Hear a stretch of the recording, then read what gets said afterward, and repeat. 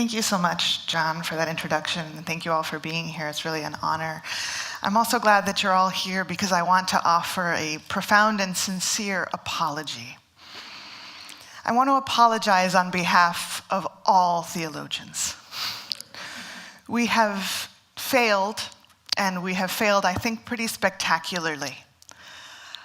I recently read an article that was commenting on a study on non-affiliated Christians that said that the number one reason that people give for their lack of affiliation with the church is that they, and this is a quote, they simply stopped believing in the doctrines of the religion.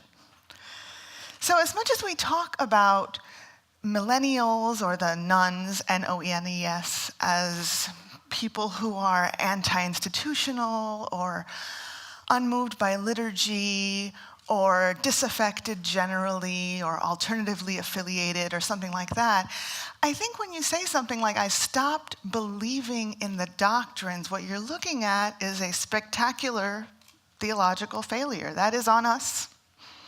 I am taking it on as my guilt and shame, and I am begging for your forgiveness. We've overlooked our ability and really our responsibility to give an account of the hope that is within us. That's what theology should be doing. And if people are not believing, it is because we have offered nothing hopeful.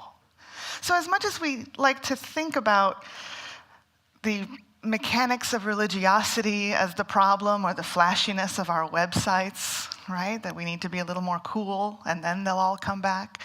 I think what we need to do instead is think about how we've failed to take into account the hope that is within us, how we've failed to share that with the world in a way that makes it hopeful.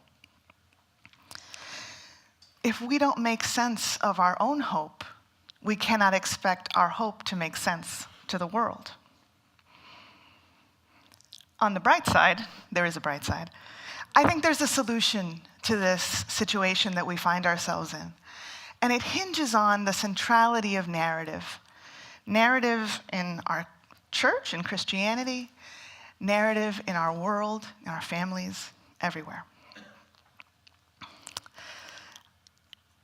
A friend of mine got me this shirt. She's actually my theology teacher in high school. She got me this shirt when she heard that I was writing a book on the church. Mostly because I had subjected her to a very, very long spiel about everything that was in the book. But most especially, what moved me to write this was this assertion by an Irish theologian named John O'Brien that ecclesiology is essentially storytelling.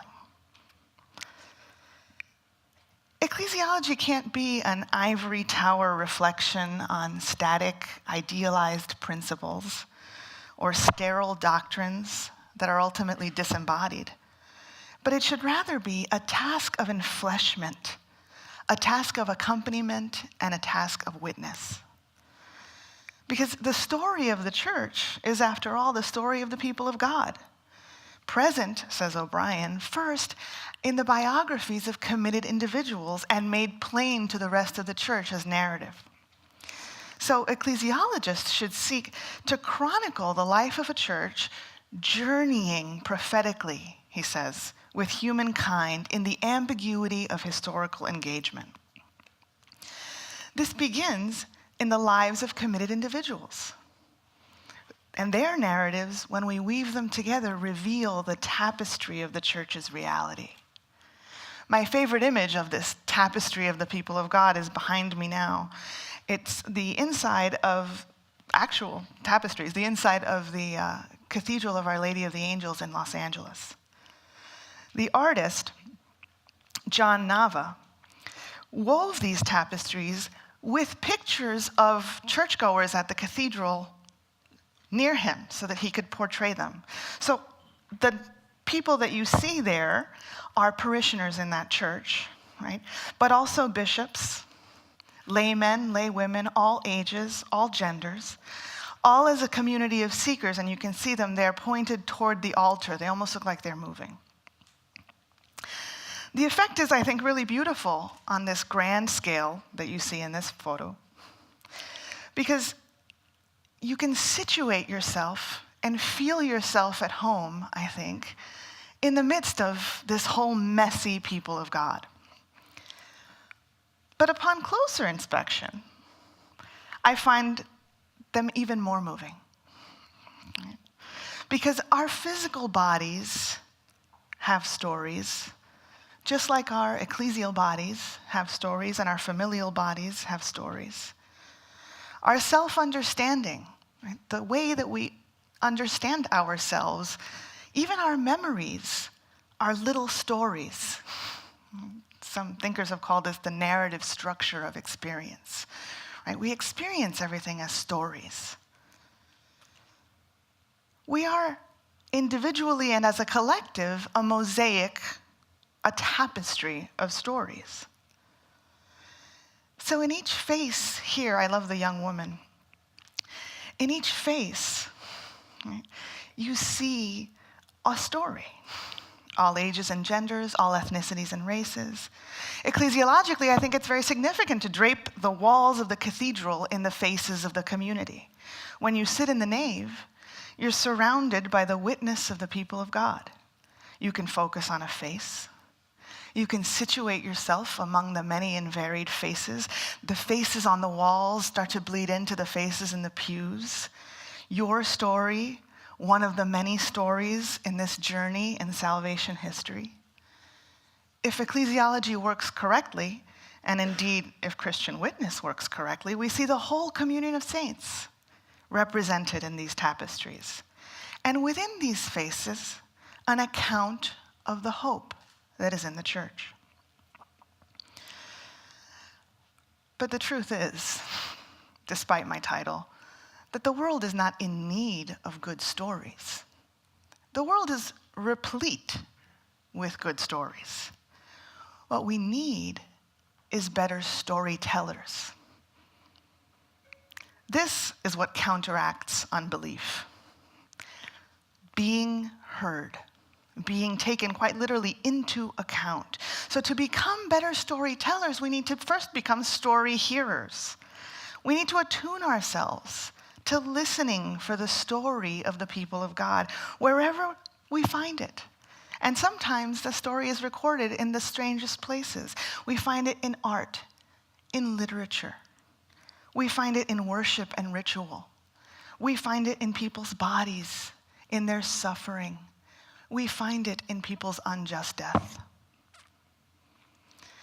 The late Cuban-American theologian Ada Maria Isasi Diaz likened her theological method in Mujerista theology to midwifery, that ancient practice of the accompaniment of women in pregnancy by women of wisdom.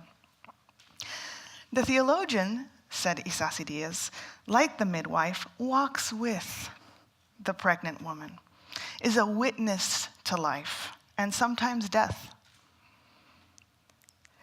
The midwife is a caretaker and a consoler, and a person who can give testimony if a mother cannot. Like the midwife, a theologian is called to accompany a community, to hear their pleas, to hear the story, and then share that story with anyone who has ears to hear. Ecclesially, this is vital to understanding and unearthing the sense of the faithful, to making sense of the hope within the people of God, and to making the church a place of hope again.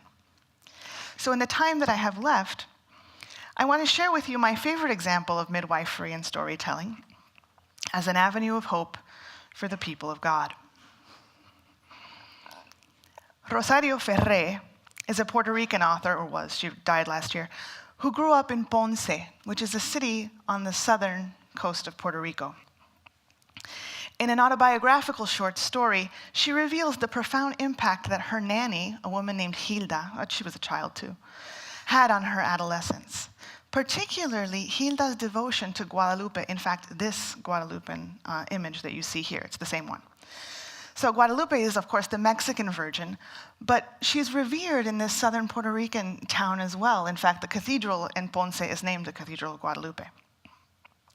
So in this story, my favorite scene is a brief catechesis that occurs in the cathedral in front of this statue that you see behind me, as Hilda and Rosario are praying at a side altar where this statue is located.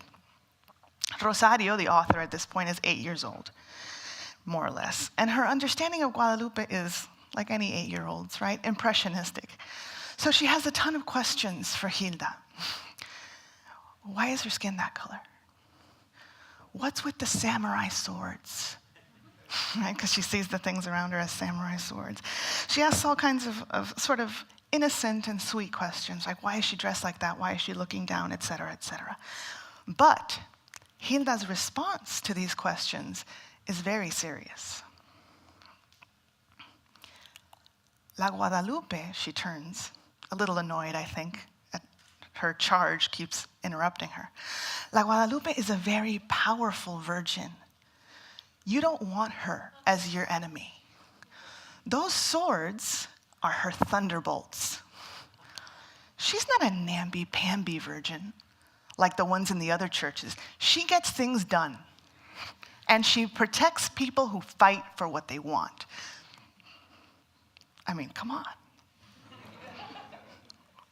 To me, this is a revelation about the importance of storytelling and story hearing and narrative. On the surface, to an outsider, 2 Hispanic women kneeling in front of an image of Guadalupe is like the biggest cliche in spirituality that there is. Of course, there they go. In fact, it's something that we use to talk about the sort of simple, almost with a tinge of submissive piety that you see in the Latino church. Isn't it wonderful? Wouldn't it be great if more people did that? But when you hear what Hilda is saying, it's anything but that harmless piety. Hilda's catechesis is subversive. It's clad in thunderbolts. It's protecting people who fight for what they want. In this story, each of the characters wants something different. Hilda wants an escape, right? She's a nanny. She's a dark-skinned woman in Puerto Rico who is doomed to a life of poverty, and she wants out. She wants true love with her boyfriend, Eusebio. And Rosario also wants out of the constrictive socialite life that is sort of already set out for her. You'll be happy to know that they both get what they want, probably through Guadalupe's intercession. Rather than the submissive, pious Marian devotion, this story reveals a new gloss on Guadalupe, one, I think, that looks more like this. So the artist who did this is, her name is Yolanda Lopez. She is a Chicana feminist who grew up in California, right? She spent time in San Francisco, San Diego, and everywhere in between. So she no longer identifies as a Christian, but she did this series in the late 70s depicting Guadalupe in a series of different sort of modern postures, kind of as a cultural study. But I can't help but notice the similarities between this Guadalupe and Ferrer's Guadalupe, even though the 2 women, they were contemporaries in time, but they never met.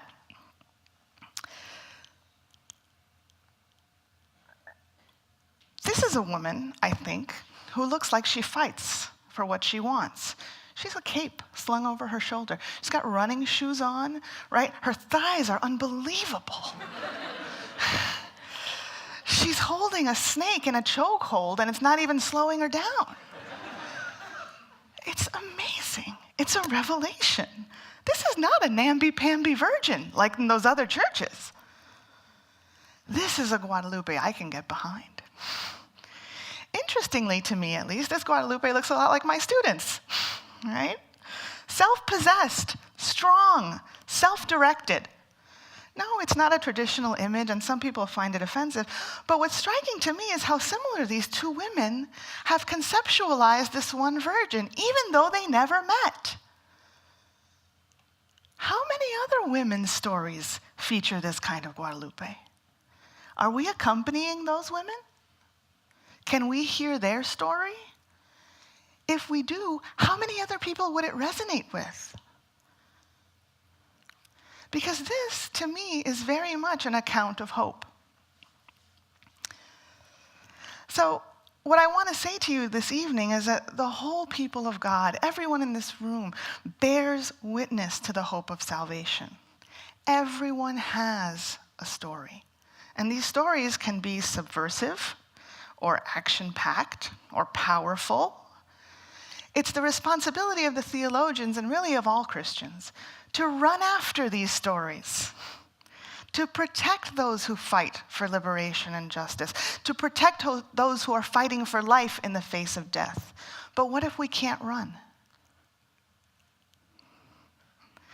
This is my favorite of that Yolanda Lopez Guadalupan series. It is a portrait of her grandmother, Margaret Stewart, as Guadalupe, but it looks almost exactly like my grandmother, Melba Luisa Cedeño. Same build, same hair, same Singer sewing machine. This portrait stirs in me a powerful memory, and indeed a sort of communal memory, of so many women who sew and patch and weave and mend the stories of the people of God into a beautiful tapestry. So if we can't run, and not all of us can, then let's mend. But let us not tire of accompanying, of bearing witness, of protecting and proclaiming the hope that is within us.